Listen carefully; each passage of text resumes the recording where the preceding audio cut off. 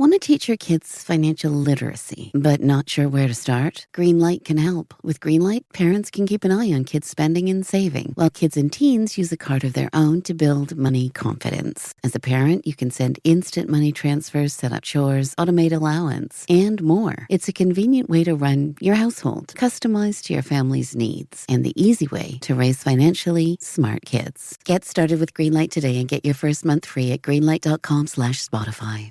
My dad works in B2B marketing. He came by my school for career day and said he was a big ROAS man. Then he told everyone how much he loved calculating his return on ad spend. My friends still laugh at me to this day. Not everyone gets B2B, but with LinkedIn, you'll be able to reach people who do. Get a $100 credit on your next ad campaign. Go to linkedin.com/results to claim your credit. That's linkedin.com/results. Terms and conditions apply. LinkedIn, the place to be. To be.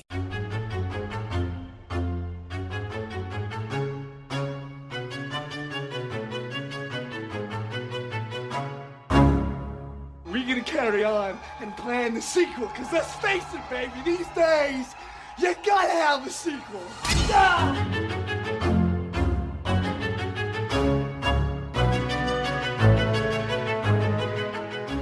And welcome back to Micro Queers. It's our queer horror film roundup, and I'm Joe. And I'm Trace, and we are discussing Marcus Dunstan's All My Friends Are Dead, or hashtag... Yeah, you got to put that hashtag in there, because there's a Polish film with the same name. Hashtag AMFAD, which... Okay. This is kind of a heel turn of aesthetic and style and tone from Mr. Dunstan, isn't it, Joe? Well, I mean, he's always been a very stylish director, so the pieces where it was a lot of editing and it kind of looked a bit like a Saw film, I wasn't too surprised by. But there are some interesting creative choices, like... There's that moment where we see the purple liquid from somebody's drink and it turns into the map of the car driving on the back roads. I thought it was interesting. I also don't know how much it actually added, but cool. There was a lot of showiness, but I actually enjoyed a lot of that stuff. Because in case y'all don't know, everyone, Marcus Dunstan, he is the director of films like The Collector and The Collection. He's written or co-written several of the mid-entry Saw films. And so I guess this movie is a lot more colorful and zippy than what I was expecting from him. Okay, yeah. But I'll say, I actually... Okay, well, let me just jump into it, Joe. So, would you recommend this movie? This would be a soft recommendation. It's, 90, 95 minutes, so it's not going to waste your day, but also... As soon as I was done it, I started to almost immediately purge it. Like, I just don't think it's particularly memorable. So you're not going to remember this, is what you're saying? I'm probably not going to remember I think I'm in the same boat. Like, I very gentle recommend with this one, but I don't think I'll remember it either. Truthfully, I actually think the first act of this movie is pretty good and sets up a movie that I wanted that we don't really get. Like, once... Oh, you mean getting to Karma Palooza and actually getting to experience it and not just being stuck at an Airbnb for the rest of the film? But even like once it starts becoming a slasher film, my interest like just plummeted in this movie because it's so generic. Yes, and there were ideas in the first act that I was like, oh, cool. I hope we like delve into that a bit more. And I mean, because what this is, everyone, if you don't know what this is, it's basically like a Gen Z influencer horror comedy. Sure, yeah. I'm thinking like comparisons of films like Sissy or maybe even Deadstream if you want to go there. But like this is very much a slasher film themed after the Seven Deadly Sins, also killing a bunch of really unlikable characters. Oh boy, I think that's going to be a bit of a make or break element for a lot of folks. There's no one to really latch onto. And spoiler alert for folks who don't know, yes, we do spoil the microqueers films. The end of this film makes it pretty clear that you're not supposed to like any of them, but it also means you still have to watch a bunch of unlikable characters for about 90 to 95 minutes. Which, I mean, I think, like, Liv is a character who, like, you can latch on to, but she dies so early that it doesn't really matter. But, like, even Mona, played by Jennifer Enns, who I think this actress does a pretty good job with the role, but, like, she is the queen bee, the bitch of the movie. But she's the villain. I will say this was my most enjoyable performance. I didn't like the character, but I did find that every time Mona was on screen, I was the most invested. I agree. And she has some pretty good zingers, but some of them work, some of them don't. Like, I don't think she was entertaining enough to carry me through the film, but I do agree she was one of the most entertaining characters. I actually really did like Jay Pettyjohn as our final girl, Sarah. She really, you didn't watch the original Pretty Little Liars, but she looks like Sasha Peters, who was the missing girl. Does. Yeah, 100%. I've seen pictures. Okay, yeah. So you know. But yeah, I mean, I just thought, generic is a really good way to put it. The climax kind of pulled me back in a little bit, but and I was like, okay, we're kind of doing something maybe not different, but like interesting here. But then it kept going, and I was like, whatever.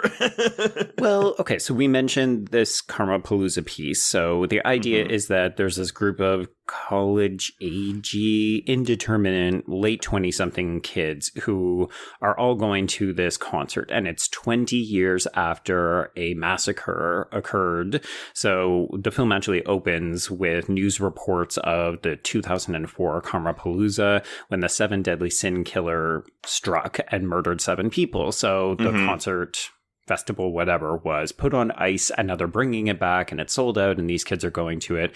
So you think, okay, we're going to go to this event, and instead they end up with a flat tire. They have to stay at an Airbnb. So the other connection it has is all of those Airbnb horrors, like the rental and so on. Or, I mean, this year's The Strangers Chapter 1. Yes.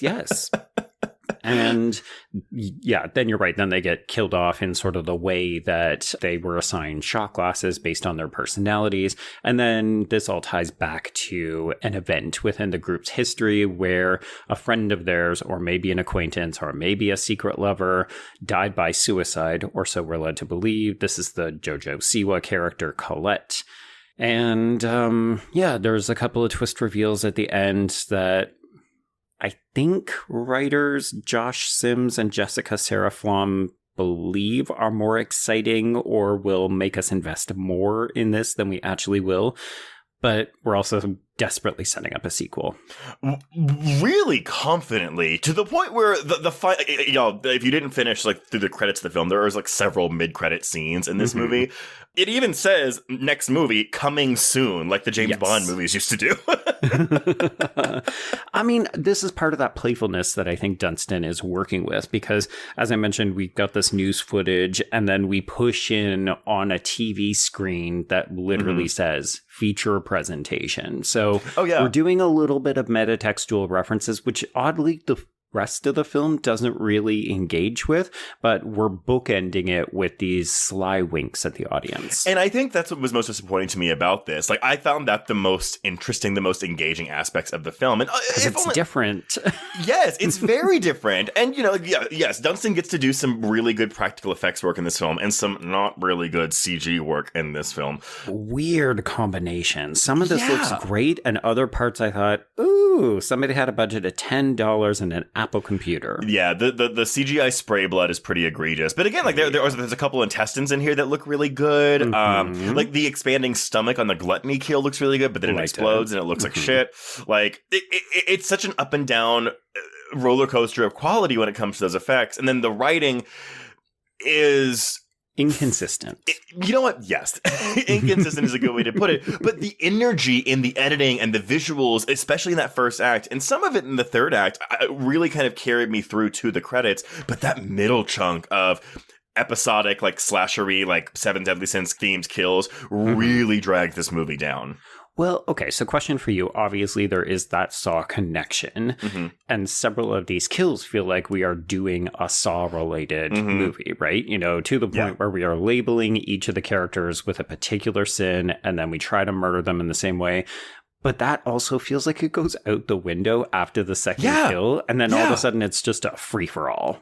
100%, and I was so annoyed by that. So yeah, like, we get gluttony, which is, a stomach exploding. He gets filled with like a bunch of fluids. Then we get greed, which is like an acid bath. That one I liked a fair amount. I did too. I don't think it was actual makeup work entirely on Liv. Like at certain points it looked really good, and at other points it just looked like bad sort of CGI steam coming off of her. But it was creative. It was interesting. And then for lust, we get a bladed dildo, which I'm just like, ugh, like if you really, like, you're already like comparing yourself to Seven by using the 7 deadly sins, and then we're just going to use the bladed dildo for lust. Okay.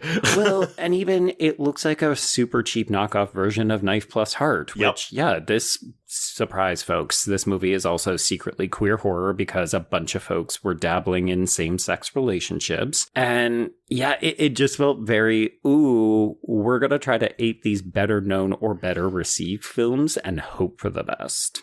And like these characters have, like, this poor Aaron character played by Cardi Wong he's kind of funny, but like has nothing in this movie to work with except he likes Sarah. Yes, so this is the guy who can't come on the trip because he's still working at the pharmacy, and he just keeps getting called, and it feels like a way for the film to keep bringing the character in because he can't come, so we're calling him to get drugs, we're calling him to come and do ride shares because we can't get an Uber because the festival is so popular, and he just shows up and then more or less promptly gets murdered. And it feels like we're trying to be subversive. You know, ooh, you thought he was the romantic love interest to our final girl. So obviously he's going to live and save the day. Oops, no, he's dead. But it all just feels flat. Oh, yeah, I didn't care about this character at all. I'm sorry, we mentioned her, but not the actress, but I actually really did like Michaela Russell, who plays Officer Shaw. I think her one scene where they get the flat tire is really good. It's fun. She's less good in the third act when she has to, because spoiler alert, everyone, the bad guys are Officer Shaw and our final girl, Sarah, who are lesbian lovers teaming up to kill everyone. Mm-hmm. At what point did you figure out this first twist, Trace? I feel like it's because there's only one possible suspect. I didn't think it was any of the kids, and so it's like, well, I guess it has to be the cop because she was also acting pretty weird when they got the tire. So I knew pretty early it was Officer Shaw, but I was trying to figure out how she was connected to the Jojo Siwa character. Okay, so I have a question because I don't know if I'm just too stupid or maybe I passed out for a moment or 5 or 20 or something, but was Officer Shaw connected to Colette's death? Because, yeah, spoiler alert, everybody, that's the reason they're all being killed is because they more or less bullied Colette to die by suicide, and then we burnt the shack that the body was discovered in so that all the evidence was gone, but then it's eventually revealed, oh no, there's more to the story. But I couldn't figure out how Shaw was connected except that she comforted Sarah when Sarah tried to die by suicide. So she walked across Sarah when Sarah tried to die by suicide and stopped her from doing it. So she had actually no collection of Colette. She only just found Sarah pre-suicide attempt and stopped her. So she's just being like a good lesbian girlfriend saying, you know what, I'm going to help you murder 6 people. That's absolutely what this is. Yes. Okay. But then the extra reveal we get at the end of the movie is that, like Colette didn't kill herself. Sarah was going to lure Mona and everyone else there. I'm sorry, at least lure Mona there to kill her. Yes. And Colette came to stop her. And then Sarah accidentally killed Colette, made it look like a suicide, burned the cabin, all this stuff. Mm-hmm. Folks, this literally comes out in like the last 4 to 5 minutes of the film. So it's so late in the game. You just think, okay. I mean, I didn't mind that Sarah was secretly in on it, but then this whole complicated backstory of, oh no, it's not just I'm doing this for vengeance. It's, yeah, I was also fucking Colette, who was also fucking Mona, and then I felt really bad when I accidentally killed her, so I decided I'm going to wait and get my revenge. On everyone else, yeah. And honestly, by that point, I was kind of like, okay, you're kind of pulling me back because we're just doing reveal after reveal after reveal, and it was real stupid, but very dumb. I appreciated the stupidity because it was like, you know, you're doing this with like such confidence that I appreciate it, which is why, again, that middle section is just so like, like. Yeah, okay, well, I think part of the other reason that the middle section doesn't work for either one of us is because this is a movie with too many characters. So even though, yes, you know, when we arrive at this Airbnb, everybody takes a shot and we have a kind of sin designation with each of them that we're supposed to use to keep them sorted in our mind, right? So yeah, we've got pride and gluttony and lust and all this other stuff. But half of the characters, you know, even when I wrote it out and was like, okay, it's this person, this sin, and this is kind of their defining trait, like Sloth, which is the slacker guy Will, who is played by Justin Derrickson. I still can't tell you who this character is, apart from the fact that we only ever see him on the couch. The movie also does this really annoying thing where, as you said, like we kind of drop the Seven Deadly Sins theme kills after a while because 3 of these 7 people get killed in the basement just in haphazard ways. So like we lose Will by getting he gets axed to the back. Aaron is stabbed in the eye and gutted. Mona has her throat slit. So yeah, we have 3 characters who should have their own themed deaths that don't. Did you ever see Hellfest? I have, yeah. Okay, Hellfest is something very similar where we start kind of killing, every character gets their own kind of death set piece, but then when the third act starts, we just kill 2 or 3 people in at the same time in a mob, they get stabbed in the crowd, and it's this why? It's such a waste of these characters.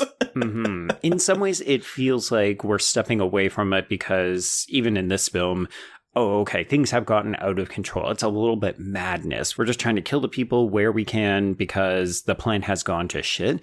And in some ways, I appreciate how that's a little closer to what reality would be like. Sure, I've got murder set pieces, but the reality is somebody walks in, I've just got to murder them or something like that. But this is also a film. It's a narrative construction. So if you're setting something up, the audience is going to expect that kind of payoff. And I immediately noticed when after LB, who is the Aussie man whore, he's the slut. Yeah, so he's Lust. Immediately after him, we just start killing people willy-nilly. And I noticed, we're not doing sins anymore. Well, why do we bother? It feels like you're setting up something that you're not going to pay off. And as an audience member, that's disappointing. Because they're trying to copycat the original killer, which again, I'm you're not doing a very good job if 3 of the 6 people you're killing aren't themed after the 7 Deadly Sins. Even though at the end of the film, everybody says, I guess the 7 Deadly Sin killer is back. And of course, that's our setup for the sequel, is that the real killer calls Sarah and says, I know what you did. Which, sure. Whatever. It's, I don't getting a sequel. I don't care, but whatever. If it comes out, we'll probably watch it. It's fine. Whatever. Lesbian versus serial killer. Sure. Why not? Sure. Yeah. I will say I was prepared to come in here to make fun of JoJo Siwa, but I actually thought JoJo Siwa was, she doesn't really have a lot to do in this movie. She I think has nothing to do. She maybe has 5 speaking lines, but we get a lot of cutaways to her in this movie, but she's not speaking. Yeah, it's very Twin Peaksy with Laura Palmer, where we're just seeing footage of her from a video camera or people's memories. And I mean, it's fine. It's clearly stunt casting. I think that's even, when we got sent the screener for this, the original email was, watch this exclusive clip of JoJo Siwa in the film. And the film opens with that clip because that's the most Colette has to do in the film. When we get that, though, it's very out of context. We have no context for who this girl is, why she's killing herself, whatever. It's a really weird setup. It takes 3 or 4 false starts to get into the actual film. And at the end of the day, it's not a huge deal because you kind of get there in the end. But it's a perplexing way to begin your movie. It's also because the opening titles and credits take place 20 minutes into the film. This is a Friday the 13th remake situation. Yes, I did notice that too. I couldn't tell if it was a bold choice or if it just felt kind of right, maybe we should do the credits at some point. It felt more like the latter for me. But I mean, either way, y'all, this is a decent enough time. I would not say run out and watch this, but you know what? If it's cheap or if you see it on streaming, give it a watch. I've seen far worse films. It's just I think there is a lot of promise in the first act of this film that does not get paid off by the time the credits roll. Yeah, if you're a fan of slashers, then this could do it for you. As we said, some of the gore is pretty good, some of it's not so good. Even the killer, wears a fun sort of responsive mask that we do projected images of Colette on. So it's a little Squid Game, I'm not going to lie. But at the end of the day, it's decent. You can waste 90 minutes watching this and you'll be like, all right, that was fine. I kind of almost wish the mask was Colette's face the entire time. It would have been more memorable. Yeah, I think so as well. Because it's not Colette. Because at least Colette is dead. We don't resurrect her in some weird way. Right. I did wonder if that was going to be the secret reveal. That's what I thought too. She survived this attempt on her life and she's come back for vengeance. It would have been an easier twist. So I am glad we didn't go that route. Yeah. Well, so before we close out, what did you think about Sarah killing Officer Shaw? Which I was kind of bummed by. A little bit, yeah. It seemed like the kind of thing where we wanted to do twist on twist on twist, as you said. So 100%. by the time we get to that, I wasn't too surprised. But yeah, considering that this movie is fairly liberal with its queer representation, no real stigma about who's hooking up with who and so on. I was a bit bummed that we had our murder lesbians turning on each other. I thought so too, yeah. But yeah, check it out if you feel like it, guys. There we go. A very, very soft recommend. A very soft recommend. But until next time, we can cross out all my friends are dead. No, say it properly. Oh, we can cross out #AMFAD : all my friends are dead. Thank you. Yes. And cross out microqueers.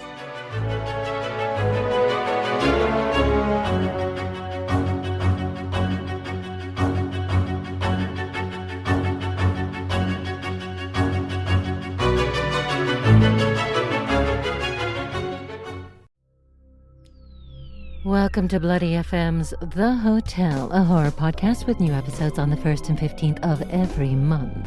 Each night a guest dies a horrifying and fantastic death in a hotel, that's me, who assumes the shape of anything from a 5-star resort down to a roadside roach motel.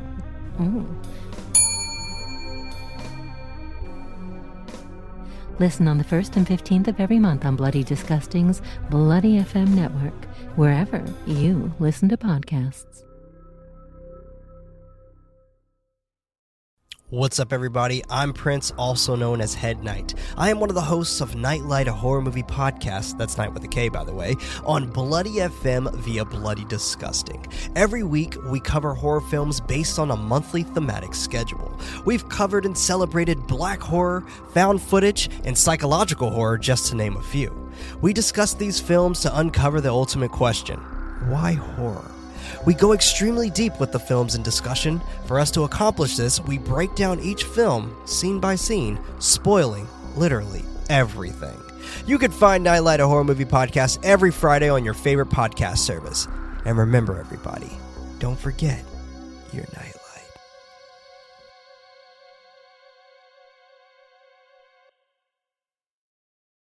It was late in the afternoon when the professor and I took our way towards the east, whence I knew Jonathan was coming. Jonathan Harker has asked me to note this, as he says he is hardly equal to the task, and he wants an exact record kept. Dear Madam Mina, I have read your husband's so wonderful diary. Strange and terrible as it is true. I will pledge my life on it. God preserve my sanity, for to this I am reduced. Safety and the assurance of safety are things of the past. I am in hopes that I shall see more of you at Castle Dracula.